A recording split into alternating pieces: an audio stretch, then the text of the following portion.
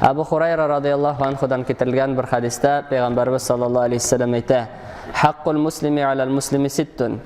قيل ما هن يا رسول الله صلى الله عليه وسلم قال إذا لقيته فسلم عليه وإذا دعاك فأجبه وإذا استنصحك فانصح له وإذا عطس فحمد الله فشمته وإذا مرض فعده وإذا مات فاتبعه de.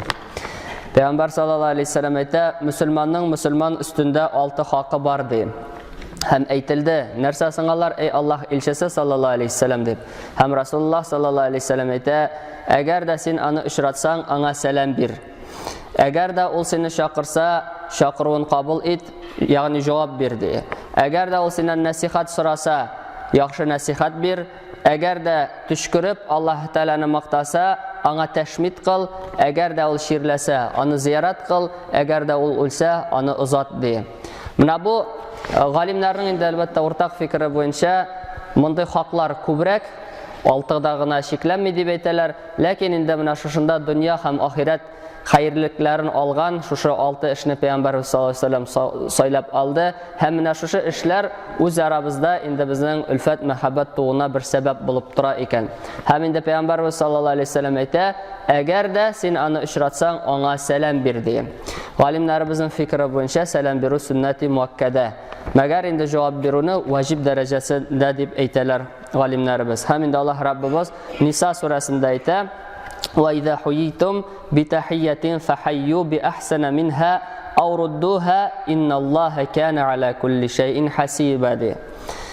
Әгәр дә, ey мөминнәр, әгәр сезгә берәү сәлам бирсә, сәлам бирүчегә артыграк итеп кайтарыгыз, яки үзегез алган сәлам хәтле бирегез. Шиксез Аллаһ Тәгалә һәр нәрсәне хисап кылучы дип Аллаһ Раббыбыз безгә инде мөрәҗәгать итә. Һәм инде менә шушы сәлам турында да инде Пәйгамбәрбез саллаллаху алейхи ва саллям әйтә: сез иман китермичә җәннәткә кермәссез. Һәм иман китермәссез бер-берегезне ярата башлаганчы. Аны эшләсәгез бер-берегезне яратачак әйбергә күрсәтимме ди. Арагызда сәлам таратыгыз ди. Һәм шулай ук инде сәламгә кагылышлы мәсьәләләргә килгәндә, менә шушы һәрбер сәламның һәрбер җөмләсе өчен ассаламу алейкум дисәң инде 10 савап бирелә, ва рахматуллаһини өстәсәң тагын 10 савап, ва баракатух дип өстәсәң тагын 10 савап. Гади генә сәламләү белән дә кеше инде иксез-чиксез саваплар җыярга мөмкин. Һәм сәлам бирүнең дә аның кайбер әдәпләре бар дип әйтик инде. Иң беренче, кечерәк кеше зур яшьтәге сәлам бирергә тиеш. Атлаучы утыручыга аз санлы төркем, күп санлыга һәм инде менә шушылар мөһим әдәп кагыйдәләреннән булып санала. Мәгәр инде кечкенә яшьтәге кеше сәлам бирмәсә зурысына, зур яшьтәгесе үзе беренче булып башлый. Чөнки иң хәерлеге сәламны беренче биргәне дигән риваятлар, шундый хадисләрдә бар. Һәм инде Пәйгамбәр саллаллаху алейхи ва саллям икенче хакны әйтә: әгәр дә ул аны чакырса, ягъни мөселманны чакырса, аңа җавап бирсен ди. Ягъни өенә, мәҗлескә яки шуңа охшаш берәр нәрсәгә чакырса, синең мәшәкатьләрең булмаса, анда бару яхшы эш санала. Һәм инде шарт булып мондый мәҗлесләрнең хәләл булып үткәрелүе тора. Ягъни хәләл ризык булырга тиеш, һәм инде шушында хәләл гамәлләр эшләнергә, мөбах гамәлләр эшләнергә тиеш.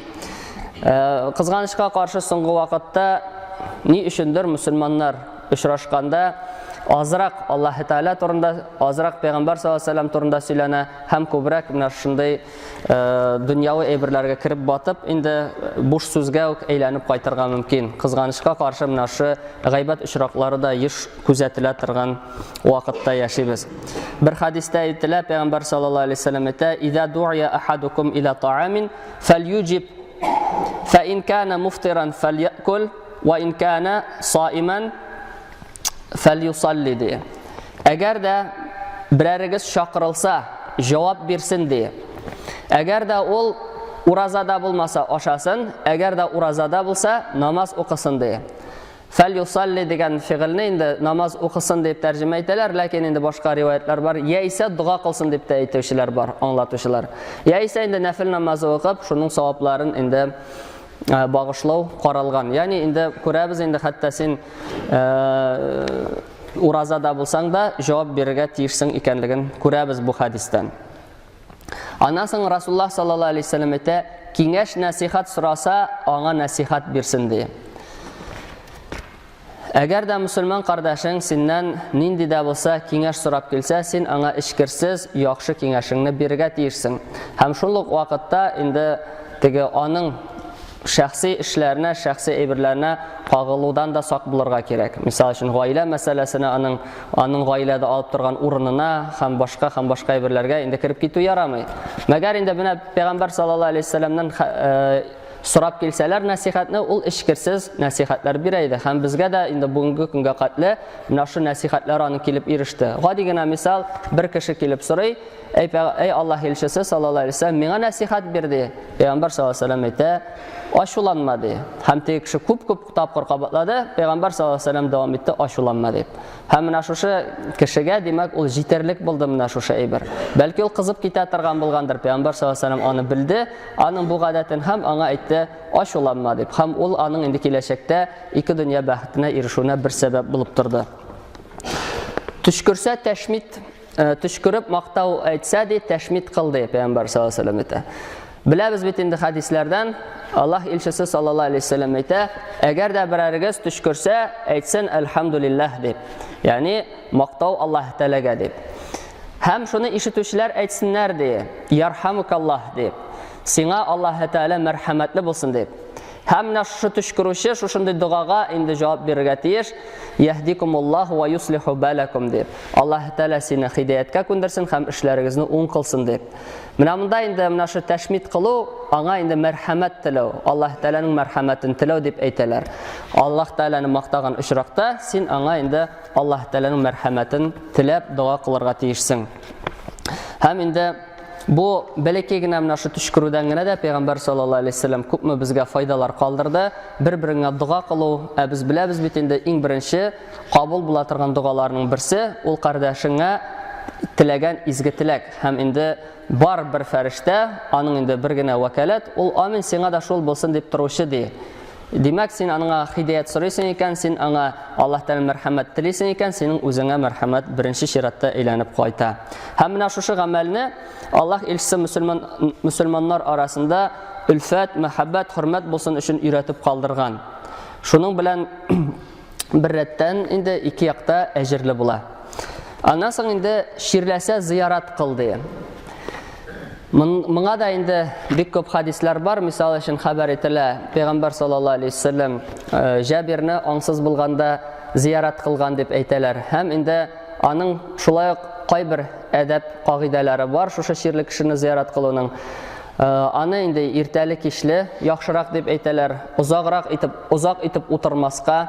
Шушы ширләгән кешедә инде Аллаһ Тәгаләгә карата күркәм фикер калдырырга кирәк. Ул өмөтен үзмәскә тиеш. Аллаһ Тәгаләнең мәрхәмәтле, аның шифа бирүче зат икәнлеген искәртеп китәргә кирәк. Һәм инде кабатлап китүебезчә инде әйтеп китүебезчә анда узак утырып аны ардырмаска кирәк. Һәм инде хадисләрдән билгеле булганча, әгәр дә иртән кеше кардәшен зиярат кылса, барып хәлен белсә, аңа кичкә хәтле 70 мең салават кылыр.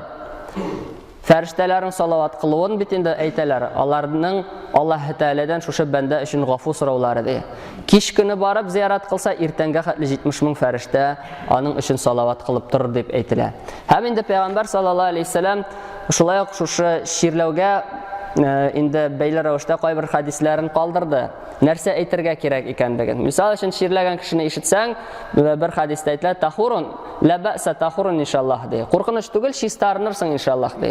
Яки инде шушы шир сиңа чистартучы булыр дип әйтә. Яисә инде шушыннан шифа сорау. Мисал өчен 7 тапкыр бөек гариш Раббысыннан сырым синең шифаландыруыңа дигән дугалар да бар. 7 тапкыр аның өчен дуга кылулар. Кырында инде шушы кыска сүрәләрне, Ихлас, Фалак, Нас кебек сүрәләрне укып, аның өчен инде саулык, сәламәтлек сорау шулай ук инде мустахаб, яхшы гамәл булып санала. Һәм үлсә узат ди Пәйгамбәр саллаллаху алейхи ва саллям әйтә.